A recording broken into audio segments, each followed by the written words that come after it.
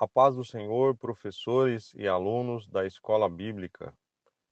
É muito bom tê-los aqui no canal Dicas e Perguntas de Ouro para aulas da EBD CPAD. Professor, você sabe qual é a ordem de prioridades que seus alunos têm seguido? Muitos cristãos enfrentam uma dúvida comum: qual deve ser a ordem de prioridades na nossa vida? Alguns colocam a igreja acima da família, acreditando que estar no templo é mais importante do que estar em casa. É interessante pensar nos antigos. Alguns deles não toleravam atrasos, deixavam tudo, incluindo suas famílias, para correrem às congregações. Mas já parou para imaginar se Noé tivesse agido assim? Se ele tivesse entrado na arca sozinho, deixando seus filhos e esposa para trás? Que história trágica seria! Então, qual é a sequência correta de prioridades? Primeiro Deus, depois a igreja e por último a família? Ou seria correto, em primeiro lugar, Deus, família e igreja? Vamos para mais uma resposta explicativa aqui do canal. Comecemos pelo que é consenso. Deus está acima de tudo. No Antigo Testamento, vemos isso claramente em Deuteronômio 6, verso 4 e 5. Ouve, Israel, o Senhor nosso Deus é o único Senhor. Amarás, pois, o Senhor teu Deus de todo o teu coração e de toda a tua alma e de todas as tuas forças. No Novo Testamento, Jesus reafirma esta verdade em Mateus 22, do verso 35 ao 38, que diz assim: E um deles, doutor da lei, interrogou-o para o experimentar, dizendo: Mestre, qual é o grande mandamento da lei? Jesus disse-lhe: Amarás o Senhor teu Deus de todo o teu coração e de toda a tua alma e de todo o teu pensamento. Este é o primeiro e grande mandamento. Portanto, Deus ocupa o primeiro lugar e não há discussão quanto a isso. Ele é soberano, nossa razão de viver e nossa maior prioridade.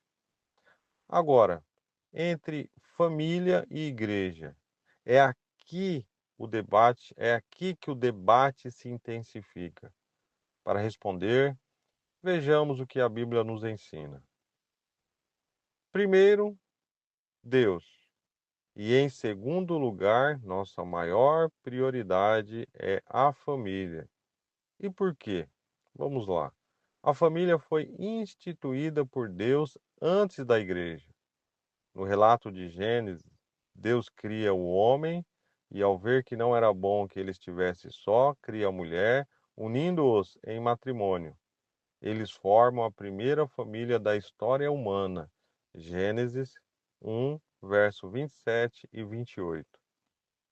A importância da família é reafirmada em vários textos bíblicos.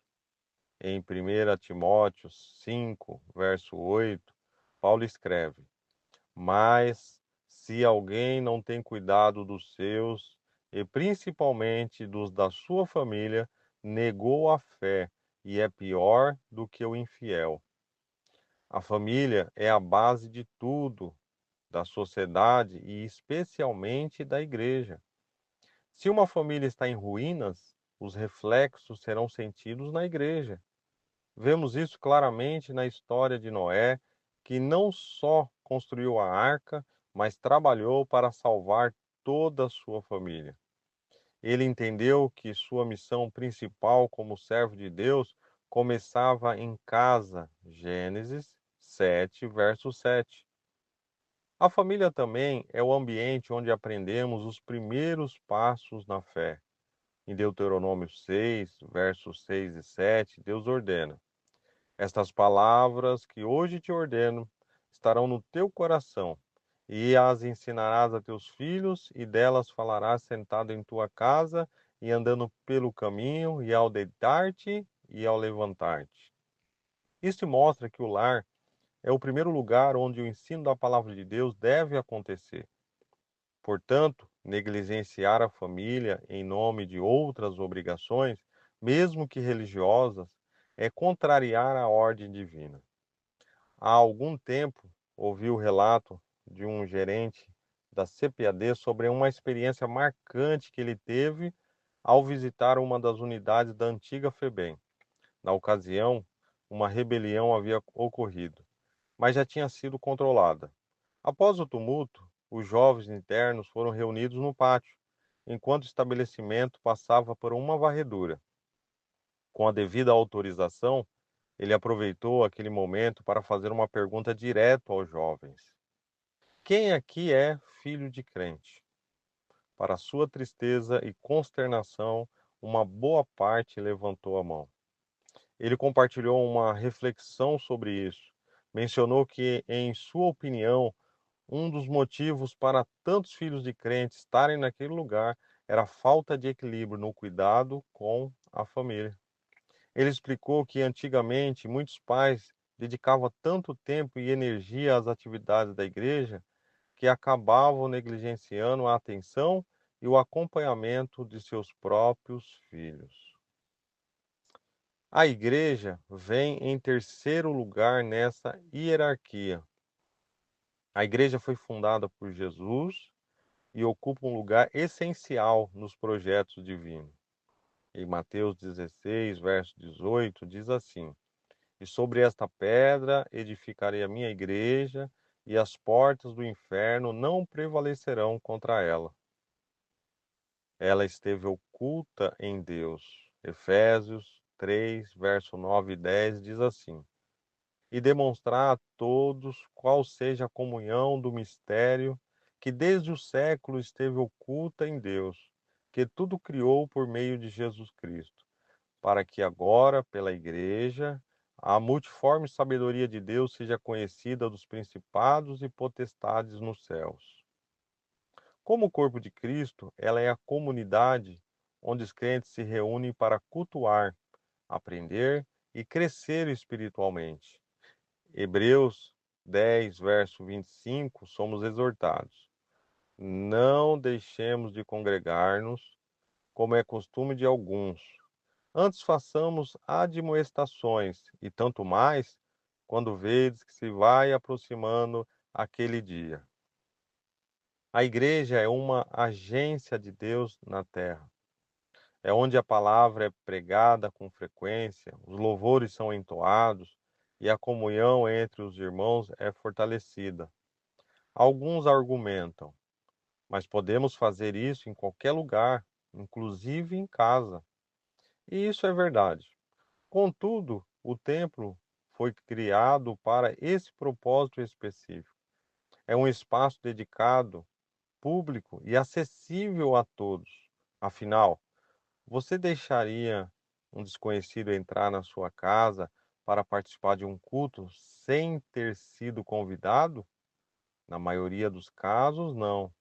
E a frequência que se lê a palavra e que se canta os hinos, onde se celebra a ceia, isso acontece na sua casa com muita frequência? Eu acredito que não. Por isso, a igreja é indispensável. No entanto, ela só será forte se as famílias que a compõem também forem saudáveis. Uma igreja é um reflexo direto das famílias que a formam. Se a base, que é a família, estiver comprometida, a igreja sofrerá. Podemos concluir que a hierarquia correta é: número um, Deus está acima de tudo e de todos. Número 2, a família vem em segundo lugar, pois é a base tanto da sociedade quanto da igreja. Número 3, a igreja, como corpo de Cristo e agência divina, ocupa esse terceiro lugar.